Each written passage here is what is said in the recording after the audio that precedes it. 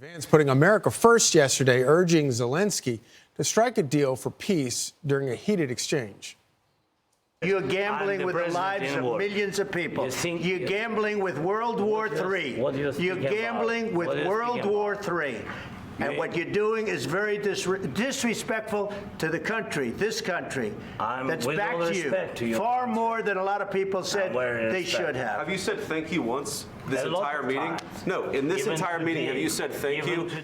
After those tense moments, a minerals deal was not signed, and National Security Advisor Michael Waltz told Zelenskyy to leave. He joins us now.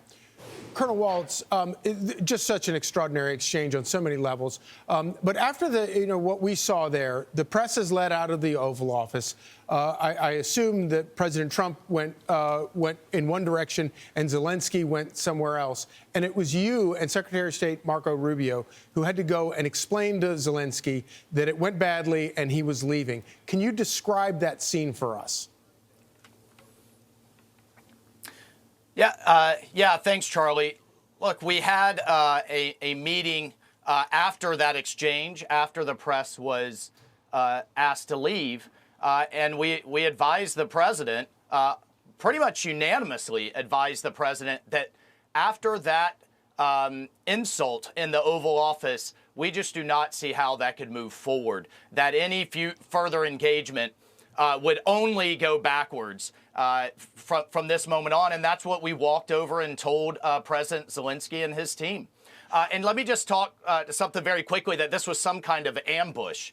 Right. That is absolutely and categorically false. We had a beautiful setting in the East Room ready for both leaders to sign that would have bound the United States and Ukraine together economically for a generation, for critical minerals that we need, economic investment that they need. And that would have been in the heels, Charlie, of having the Prime Minister of the United Kingdom, who says he's ready to put boots on the ground, the president of France, Macron, who's ready to put boots on the ground, NATO Secretary General that the president had just spoke to about broader security guarantees. So this really could have been and should have been a positive moment for Ukraine. And then we go to further negotiating with the Russians, bring this war to an end, and move the world forward and stop the death and destruction. But instead, what became clear, and I think what has the president so frustrated and frankly angry, is that it's not clear that Zelenskyy truly wants to stop the fighting. And he came in, even though he was warned not to, determined to litigate all of that in front of the entire world. And the vice president said enough is enough. The president said enough is enough. And I got to tell you, this was the wrong approach, wrong time in history, and definitely the wrong president to try to do this kind of a thing. This is not Joe Biden. This was Donald J. Trump. And I think the entire world saw that crystal clear. Truly amazing. When you went in and explained to Zelenskyy that he was leaving the White House without lunch or that important signing, did he look surprised? Did he seem to recognize what had happened? No, he didn't, frankly. His team did. His ambassador and his advisor were practically, I mean, they were practically in tears, wanting this to move forward. But Zelenskyy was still argumentative. And finally, what I said, look, Mr. President, time is not on your side here. Time is not on your side on the battlefield. Time is not on your side in terms of the world situation.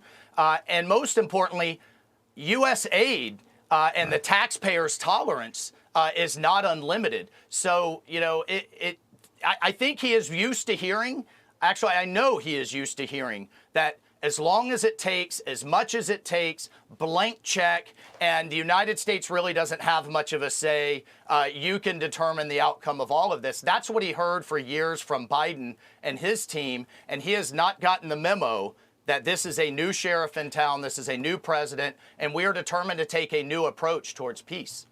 A truly astonishing obliviousness to the real politics on the ground. Colonel Mike Waltz, thank you so much for joining us. I think he did his country a true disservice. Truly. And who is opposed to peace? If you disagree with how we're going to end the war, fine, but you do that behind closed doors, not the way this was done. It was wholly unacceptable. Mike Waltz, thank you so much.